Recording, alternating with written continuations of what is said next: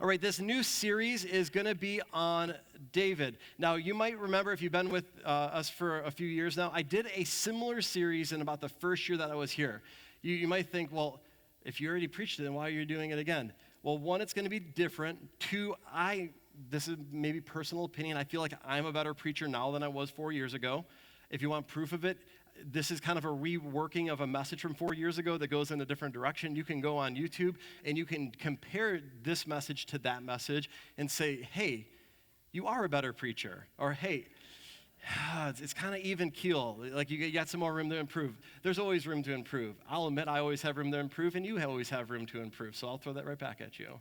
I'm a little feisty today, so get ready. Here's the thing we need to know about David. He was a king, but ultimately the thing that was more important was that he was a man after God's heart. And so in this series, we're going to look at attributes of a king, and what we want to do is see what made David tick.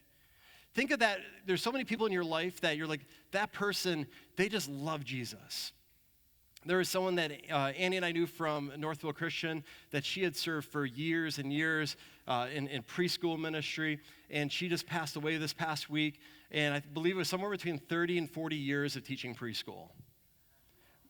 Ruth was faithful. And here's the thing. We need individuals that are faithful. When you look at it, it's like, well, what made Ruth tick? What made her be the way she is? And you could evaluate. And that's what I want to do with David. I want to evaluate, because you don't need to be David. But you need to see what made David tick and how can I apply it to my own individual life.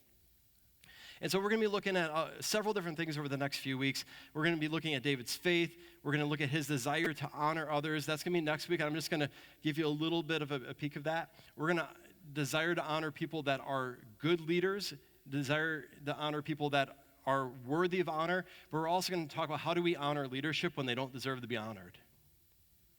How do you know that it's easy to honor someone who deserves to be honored, even if we don't do it?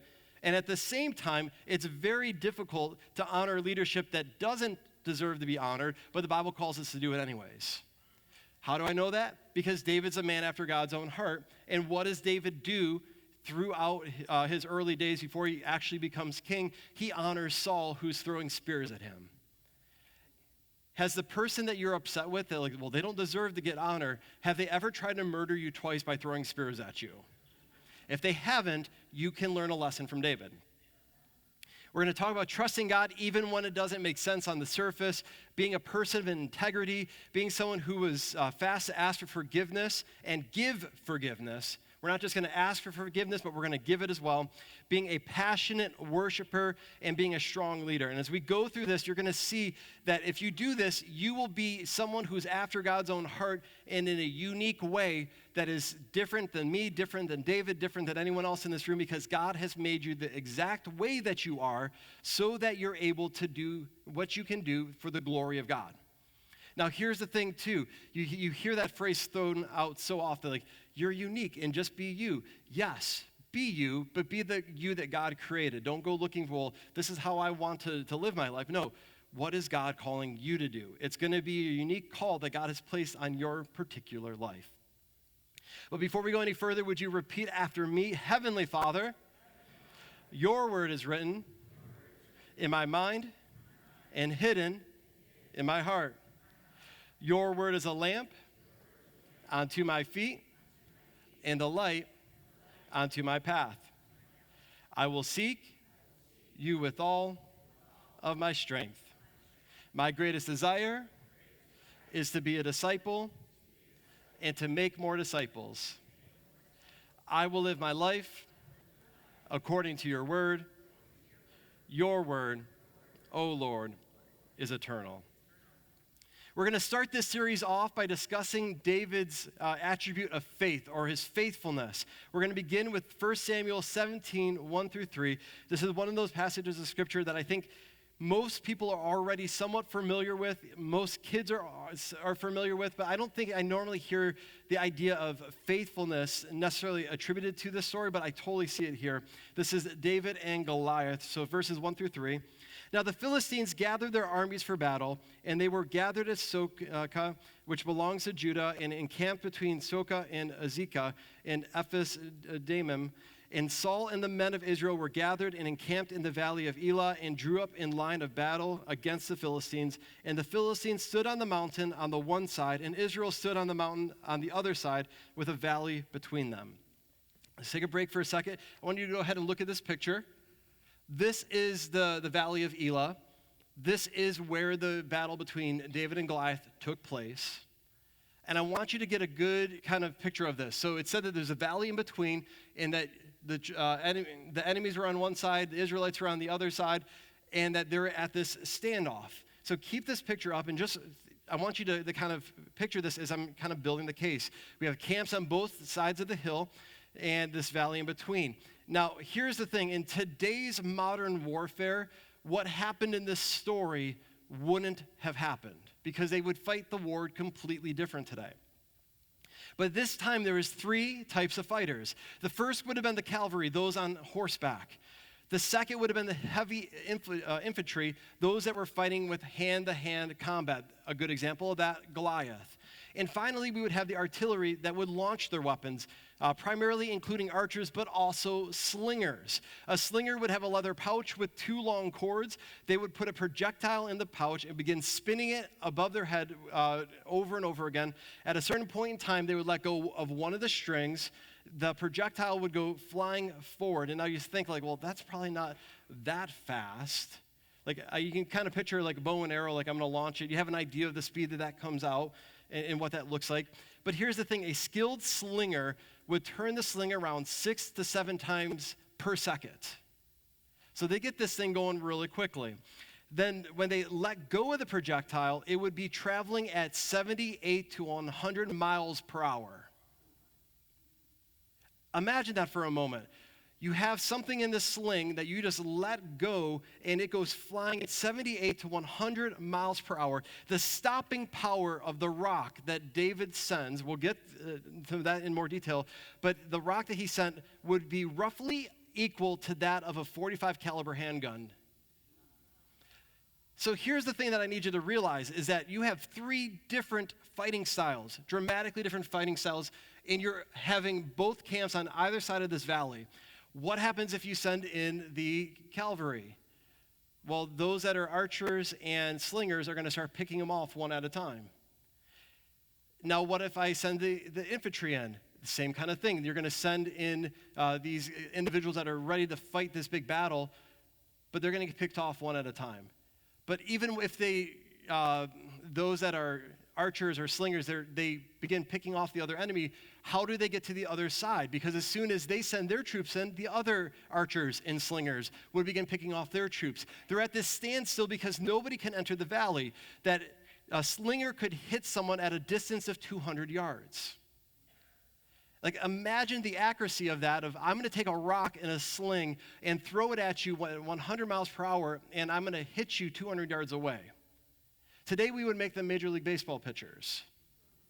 But I mean, the accuracy of this. So they moved to a fighting style that would have been called single combat. A style of combat that would have lessened the amount of bloodshed of a major war like this. And what would they do? They would pick one person from each side to come into the middle of the valley. Both camps are on both sides of these hills, and they would send somebody in and from each side, and they would fight this battle. They would fight this war, and out would come the champion. Whoever was the champion would win. Now, the Philistine camp chooses to send out Goliath. The passage of Scripture tells us that he's more than 9 feet tall, that he wore bronze armor that weighed 125 pounds, and for 40 days, Goliath came down into this valley. Notice, the valley is wide enough that he probably came close enough that he knew that they couldn't hit him with a bow and arrow, or they couldn't hit him with a sling, but close enough that he could yell loud enough that they could hear him. And he would come down and he would taunt the Israelites every day for 40 days. So what are we going to do with this? Here's the first point I want to throw out there today, is that the people lacked faith because the king lacked faith. Like, what do you mean that the people lacked faith because the king lacked faith? When we look at 1 Samuel 17:11, it says, when Saul and all Israel heard these words of the Philistine, of Goliath, they were dismayed and greatly afraid. Notice it doesn't say when Israel heard these words. It was when Saul and Israel heard these words, they were dismayed and greatly afraid. It specifically names out Saul that he's afraid of Goliath. And this wasn't so much an issue of Saul having a difficult time rallying the people of Israel. He is specifically named this way of lacking the faith that he is going to be able to win this battle. Who is Saul serving? Who appointed Saul into this position of king? God did. God set him up, but if we went back just one single chapter, and really two chapters, in chapter 15, we have the Lord rejects Saul. Why? Because of the very same issue that we were just talking about in the book of Esther, that Saul did not kill off the king and the people that God had called him to. He wasn't obedient, and so God rejects Saul as king. Then we get to chapter 16, and David is anointed king, and so now we hear in chapter 17, and now Saul doesn't really know what to do anymore, because he realizes that he's no longer the anointed one that God has to be king, but he's still leading the people. He's lacking faith in all of this. But ultimately, let me ask you this question. Who should have went down to fight Goliath? It's Saul. How do I know that it should have been Saul? 1 Samuel 9:2. And he had a son whose name was Saul, a handsome young man. There was not a man among the people of Israel more handsome than he. From his shoulders upward, he was taller than any of the people. Who was the most appropriate person in this camp to go down and fight Goliath? It was Saul. Now, here's the thing with leadership so often, and this is going to move into next week's topic a little bit, but here's the thing with leadership. Everybody wants to be in leadership until they have to put themselves out there. Being the leader sounds great until all of a sudden something doesn't work properly. Here's a great example of it, which you don't know because you're enjoying the benefit of being able to look up at a projection today. We've been having issues with our projector the last couple of weeks with the light bulb. We're having to test it. It's super annoying. We've built the scaffolding more in the last 3 weeks than the entire time that I've been here. We're getting good, though. Like, I think we're to the spot where we're going to set a world record for setting up and tearing down this scaffolding. We're getting really good at it. But you see me right now preaching, but what you don't see is that, like, 2 hours ago, I was right up there by that projector changing a light bulb, because being a leader says, you know what, I'm going to go do the dangerous thing of going up and putting in a light bulb because I'm the leader. And I'm not going to send someone else up into a dangerous spot if I can avoid it. Saul in this moment is not willing to do that. He doesn't trust that God is going to win this battle. And so he's fearful and he's worried about it. And church, here's the thing that I want you to realize is he was probably the most appropriate person to go and fight it. Yes, he was a king. He wasn't necessarily this like fighting champion like Goliath was known to be. But he lacks the confidence and the faith that God would have saw him to victory in this hand-to-hand combat. Church, let me ask something of you. When you pray for me, please be praying that I would not do what you want me to do, but I would do what God calls me to do. Here's the thing. That sounds great until I don't do what you want me to do. All of a sudden, when I start doing the things that you don't want me to do, well, he's annoying. He won't do what I want him to do. I'm not doing what I want to do either. I think that's the thing that we lose sight of sometimes with leadership is that, well, that individual, like they're doing all this and I would never do it this way. If you have such strong ideas of how things should be done in a different direction, let me encourage you with something. We have a list of churches that are looking for lead pastors. Let me help you get ordained, and I will help launch you off into ministry, because there's people that need to know who Jesus is. One of the things I had to learn and grow with is when the final days of being in youth ministry, I remember thinking when Brooks McElhaney, our lead pastor, would do something like, I don't know if I would do it that way. And I remember God kind of putting that in my heart. Well, then how about you go and become a lead pastor and do it the way you think it should be done? Because if I would have stayed and continued thinking, oh, I don't know about that. Does he really know what he's doing? That's divisive. And a church that is fighting against itself will not stand, cannot stand. Here's the thing that I cannot stand that I see happen on social media, happen on YouTube. It's people that take 5-second clips of pastors and then turn it into, well, this is their entire theology. No, you took 5 seconds, completely ripped out of context, and now you're preaching this as a message. I mean, just think for a moment what I started with announcements with today. If you clip that 4 seconds and threw that on the internet, man, people would have a field day with that. Some of you need to put your Twitter away right now. But here's the thing is, I want you to pray over me is that I would do with boldness and confidence that which God has called me to do and called me to lead so that we're able to see this church go forward and accomplish greater things than ever before. Because what I don't want to have happen is someone to write a book about me and the history of the Shores Church one day and say, when Pastor Scott and all the people heard these words, they were dismayed and greatly afraid. No, I wanted to say when Pastor Scott and all the people heard these words, they mounted up, they got bold, they got confident, and they followed in that which God had called them to do. I want that to be what's recorded about us. Hey, I might fail. I might give everything I have and never accomplish what my hopes and dreams are. But if I've advanced the kingdom of God down the road, then that's what I need to do. That I may not become the most known person. I don't need to be. I need to do what God's called me to do. You need to do what God's called you to do. So let's jump back into the text. This is 1 Samuel 17, now verses 20 through 33. And David rose early in the morning and left the sheep with the keeper and took the provisions and went as Jesse had commanded him. And he came to the encampment as the host was going out to the battle line, shouting the war cry. And Israel and the Philistines drew up for battle, army against army. And David left the things in charge of the keeper of the baggage and ran to the ranks and went and greeted his brothers. As he talked with them, behold, the champion, the Philistine of Gath, Goliath by name, came up out of the ranks of the Philistines and spoke the same words as before, and David heard him. All the men of Israel, when they saw the man, fled from him and were much afraid. And the men of Israel said, have you seen this man who has come up? Surely he has come up to defy Israel, and the king will enrich the man who kills him with great riches and will give him his daughter and make his family's house free in Israel. And David said to the men who stood by him, what shall be done for the man who kills this Philistine and takes away the reproach from Israel? For who is this uncircumcised Philistine that he should defy the armies of the living God? And the people answered him in the same way, so shall it be done the man who kills him. Now Eliab, his eldest brother, heard what he spoke to the men, and Eliab's anger was kindled against David and said, why have you come down? And with whom have you left those few sheep in the wilderness? I know your presumption and the evil of your heart, for you have come down to see the battle. And David said, what have I done now? Was it not but a word? And he turned away from him towards another and spoke in the same way, and the people answered him again as before. When the words that David spoke were heard, they repeated them before Saul, and he sent for him. And David said to Saul, let no man's heart fail because of him. Your servant will go and fight this Philistine.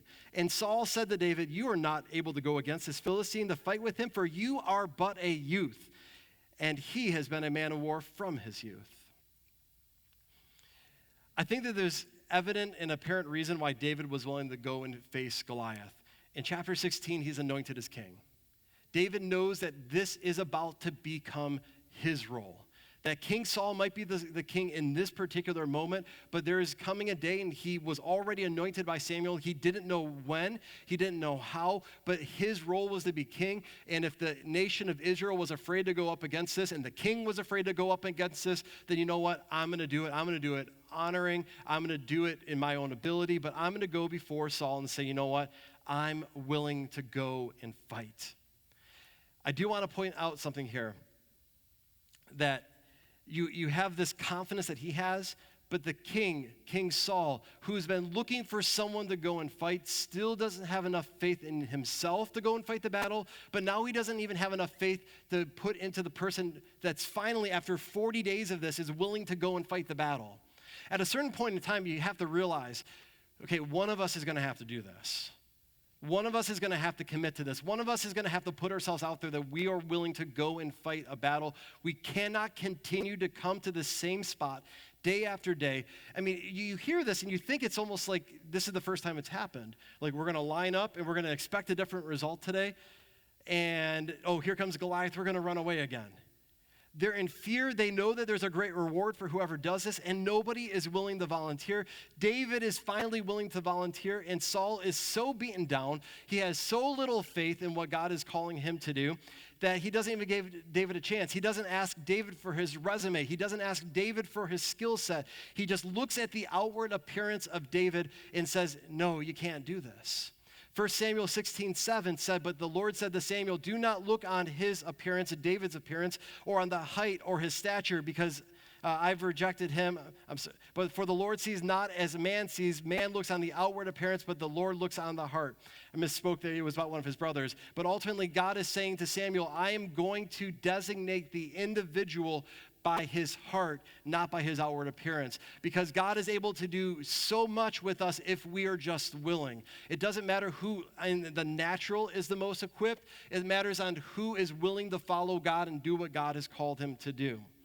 Saul tells David he can't fight Goliath because of his youth, but then goes right away and says, but Goliath has been a man of war from his youth. So wait, it's okay for Goliath to be a man of war since his youth, but David can't step up and give it a shot himself? Notice how quickly we can shut people down.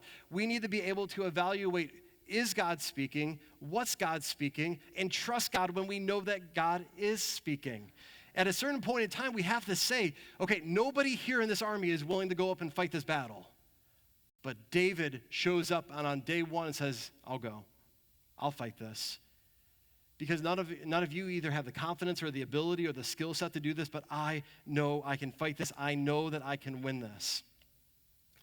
And so in this, all of a sudden you see Saul kind of looking at it and well, okay, I'll let you do this, but you're going to fight this in a different manner. And he starts to say, I'm going to put my own equipment on you. Here's the picture that we need to get out of this. We see it in so many different places today of David versus Goliath. We use that phrase in people who aren't even followers of Jesus or Jewish who would have studied this story as well. They use this phrase, David and Goliath, and it means somebody who with almost no chance whatsoever goes up against the mammoth competition and takes out the mammoth competition, the one that nobody believes in, the one that's a surefire thing. And it's always this feel-good story when David takes out Goliath. And we create this underdog mentality. But here's the thing that I want you to realize today. David is not the underdog in this story. David isn't the underdog. David could be the underdog, but David isn't the underdog. Let me explain. If you take a look at me, nobody in this room would think that I'm a sumo wrestler. You're like, wait, you're not? No, nobody here would think I'm a sumo wrestler. If I went up against someone who was a sumo wrestler, they would squash me in a moment. I'd have to eat a whole lot more, or I'd have to wear clothing that I definitely don't want to wear, and I would have to go head to toe. I had to grow my hair out. A lot of things I'm not willing to do here. But I'm not a sumo wrestler. You want to know something else that I'm not? I'm not a professional wrestler. I've been in a wrestling ring before. You look at these individuals and say, well, that's all fake. Sorry, newsflash, if any of you are fans. You're like, that's all fake. That ring is hard. Those ropes do not bounce the way that you think that those ropes do bounce. They whip people around in that ring. I'm not a professional wrestler. If I went in one of those rings, they would make me hurt.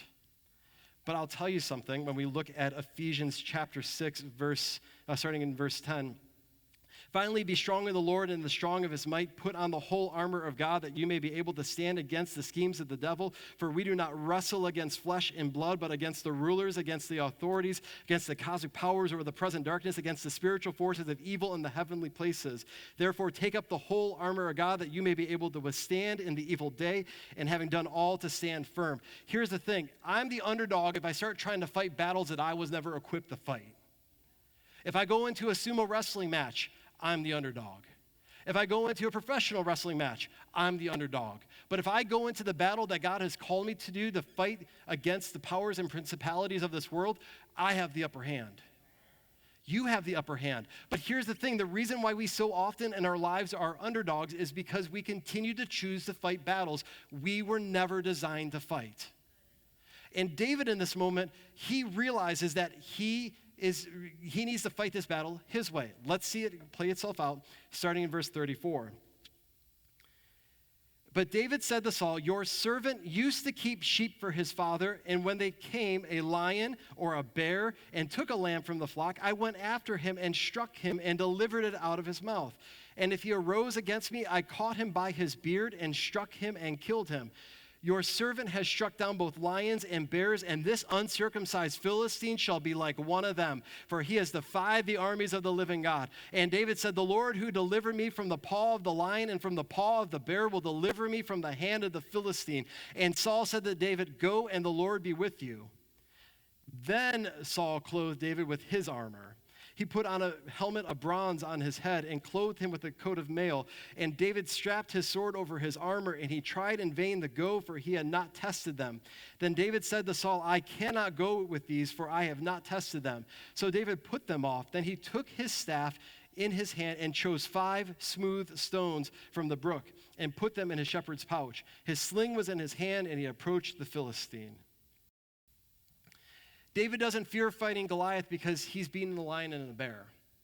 Now, I would love to say that my resume is like, I can take down a lion, I can take down a bear. And I know in my life, every time I used to read this passage, I kind of pictured like David just kind of squaring up with a lion and just like smacking the lion in the face a little bit. And then come up to the bear of like, I'm gonna get big. Like you see all those people that, like stare down the bear and they, like pretend like you're the bear and try and scare the bear off and don't move. Like I like to picture David in this particular moment walking up to the bear and just kind of smacking the bear in the cheek a little bit, and then all of a sudden like getting this fist fight with this bear, like an Old Spice commercial.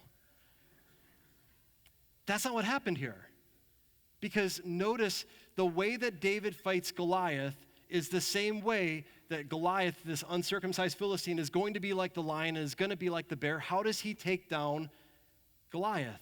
With a sling. So how would he have protected the sheep from the lion and from the bear? With the sling. He knew how he was going to fight this battle because he had already done it. He already knew that I can take this sling and probably in upwards of 200 yards, I can take this sling, I can roll around above my head, launch it, and kill the lion or kill the bear. And then all of a sudden, if they raise up their head against me, I'm going to grab them by their mane, and then I'm going to kill them. And guess what? He does this exact same thing in just a few moments to Goliath. And so he knows that he's going to be able to do this because he has practice. But Saul is still thinking, well, okay, you can go and fight Goliath. I'm going to let you go and fight him, but you got to wear my armor. You have to use my sword, because Saul is now trying to get David to fight the battle the way that Saul should have already, over the course of the last 40 days, gone and fight the battle. If Saul is to fight this battle against Goliath, he needs to use the sword because he is skilled in hand-to-hand combat. That's not David's fight. And some of you need to hear that today, is the fight that you're trying to fight, the way you're trying to go about things, you're fighting it the wrong way.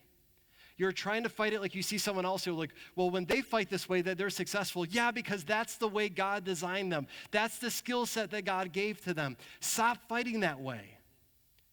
Some people, they have the ability to come up and speak and to preach. That's not everybody. Some of you have the ability of going up to complete strangers and just breaking out into full conversations with them, and it feels normal. I do it, it feels incredibly awkward, both for them and for me.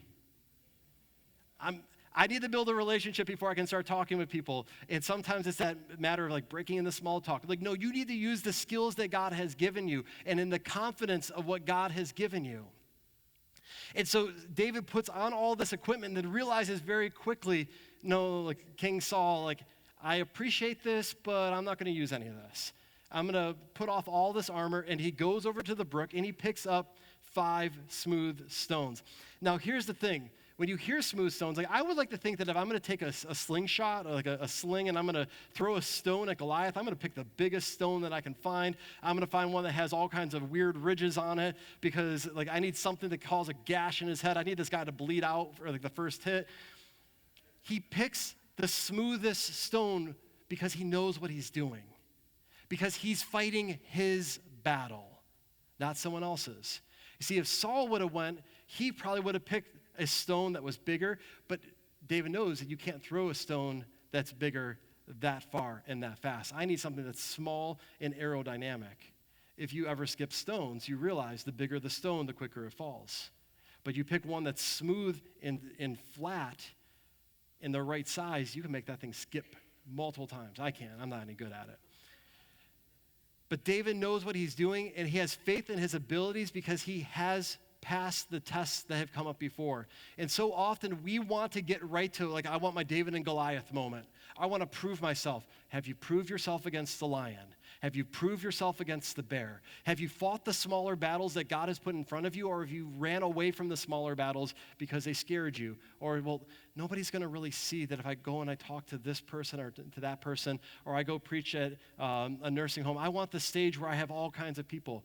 Some of the first moments where I spoke with adults was I filled in for a friend at a nursing home, and I had about 15 individuals that were coming to hear me speak, and we were singing hymns that I didn't know the melody to, they didn't know it, and we were just we were making our way through hymns. But I look back at those moments of hey, this is my first opportunity of not just speaking to kids or speaking to youth, but speaking to adults.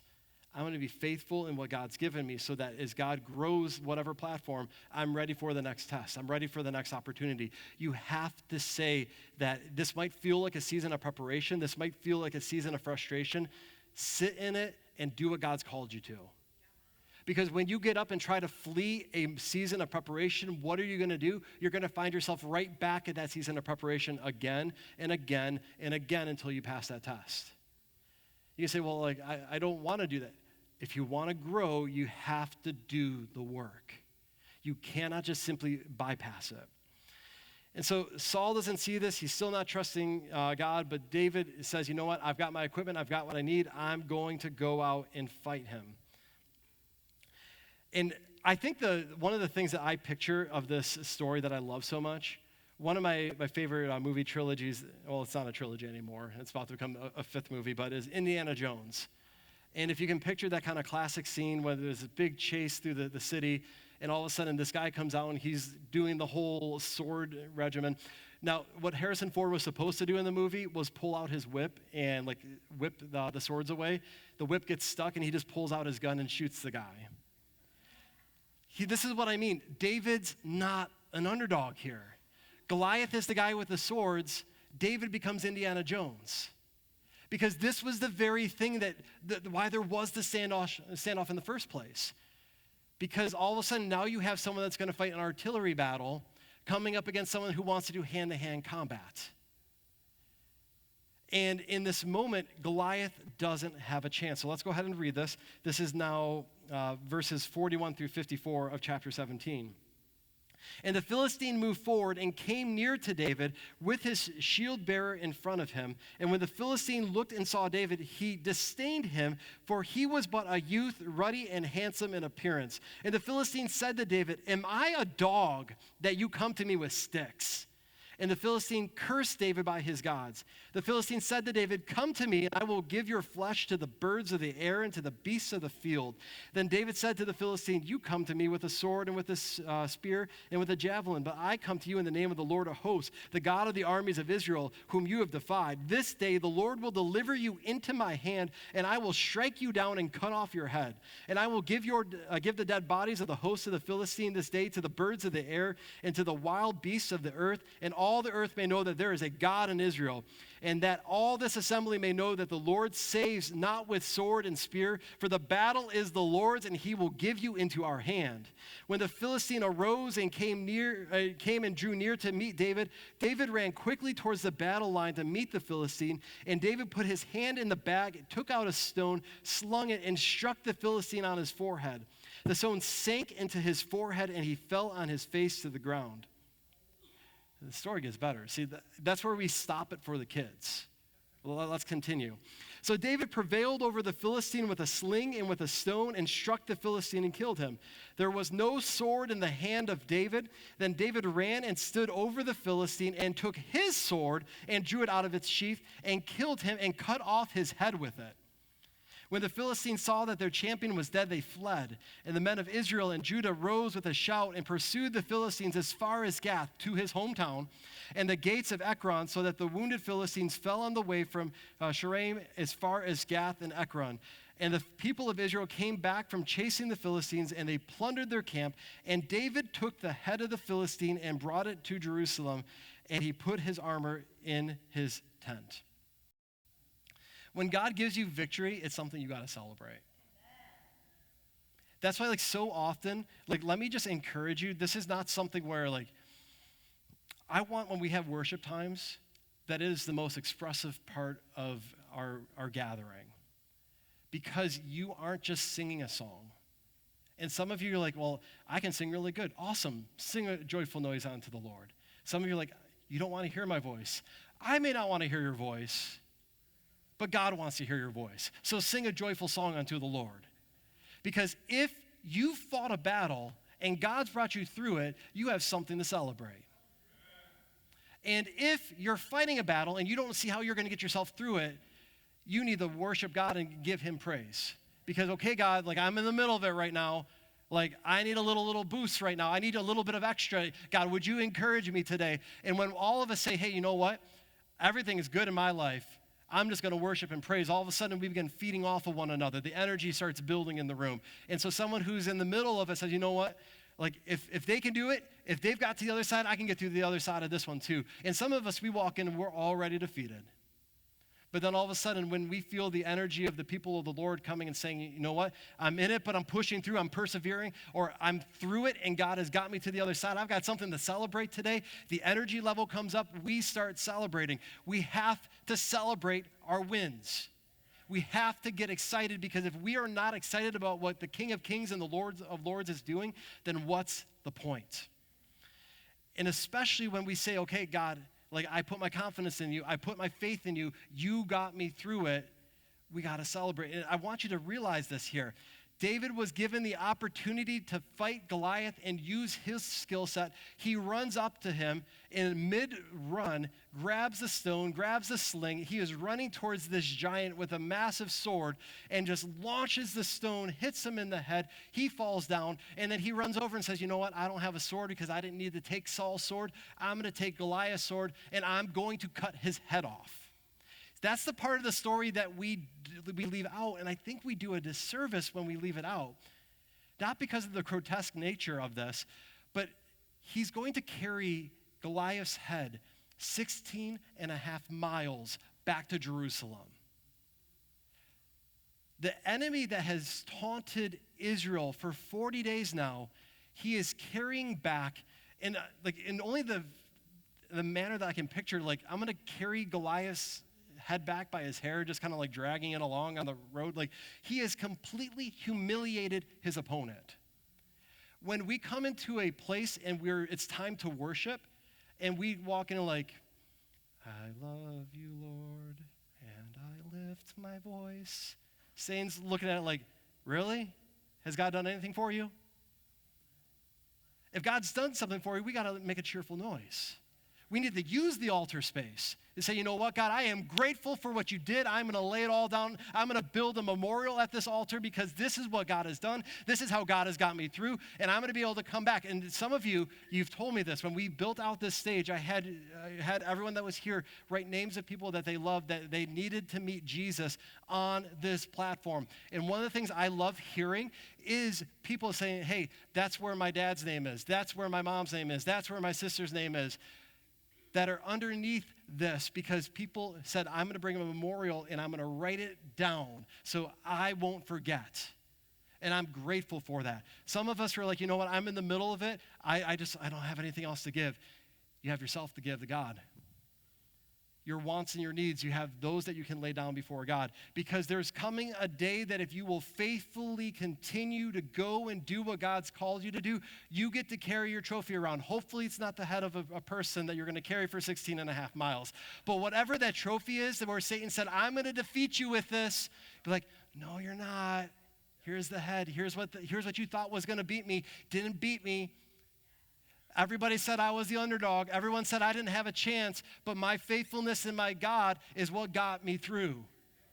And we have to be individuals that say, I will put my faith and my trust that I'm going to be able to do every single thing that God has called me to do. And not only am I going to defeat it, I'm going to use the enemy's own weapon against it. That's such a track record all throughout Scripture. We talked about it last week. Jesus uses the cross, the very single thing that Satan thought he was going to defeat Jesus with, to defeat Satan with. Like, Satan doesn't get the memo. He keeps trying to do the same thing over and over again, and he loses. But interestingly enough, Satan, while he does this, what does he continue to do to us? He causes us to do the same things over and over again.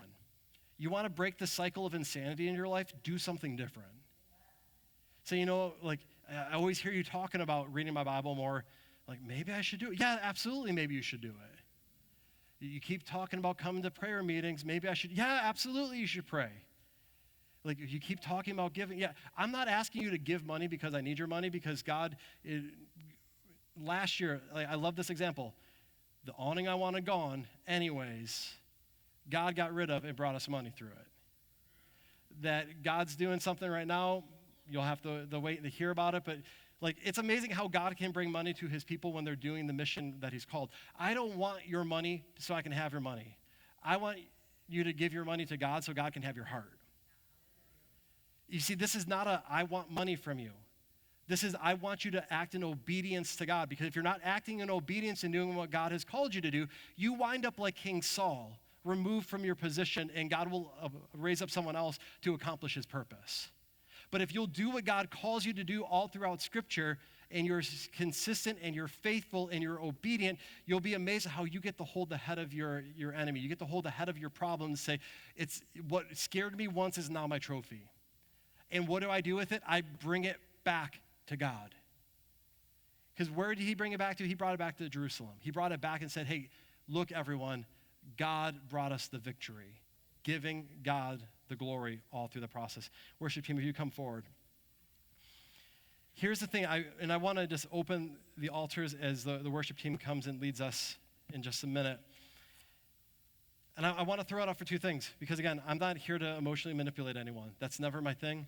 I have no interest in saying, let me create the super emotional, magical moment where everything is just perfect, because I know that life's not that way.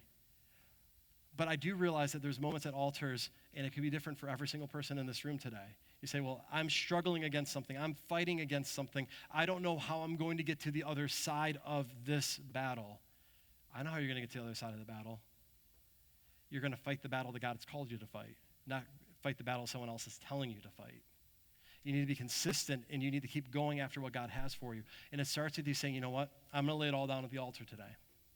I'm going to give God every single thing that I have. And you might say, well, I've never given my life over to Jesus before. Super easy. You come and say, Jesus, would you just have control of my life? I'm going to give up everything that I have. I'm going to stop trying to live life for my own. I want you to come into my life.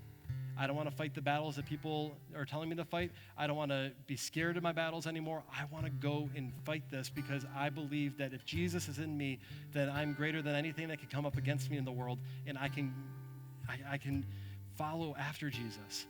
That's the reason why Jesus died, is so that we could end all of this process of I'm a mistake, I'm a failure, I'm no good, because now all of a sudden Jesus comes down and dies on our behalf to say, no, you are good enough because I love you. I care about you. You have purpose. You have value. You are not your sin, but you can be separated from your sin through the power of the cross and the resurrection of Jesus Christ. That you would simply ask Jesus into your life, that you are a new creation, that you are born again, and that you can spend eternity with Jesus. That's the whole point of all this.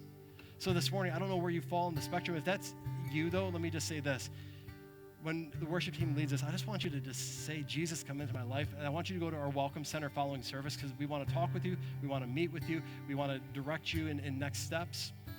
But as well, the altar is open where you say, I'm in a battle. I've been fighting this battle for so long. I've been fighting this battle the wrong way. I've been fighting this battle the way other people tell me to fight this battle. I'm fighting battles that I'm not even supposed to be in. And I just need to lay it down so that God can have the victory. Altar is open for you too. So would you just stand? I want to pray, and then the worship team is going to lead us. Heavenly Father, I pray over each and every person in this room today. You have called each and every one of us to a particular mission, a particular place that we are to go, a particular objective that we're supposed to accomplish. And Lord, you have skilled all of us uniquely.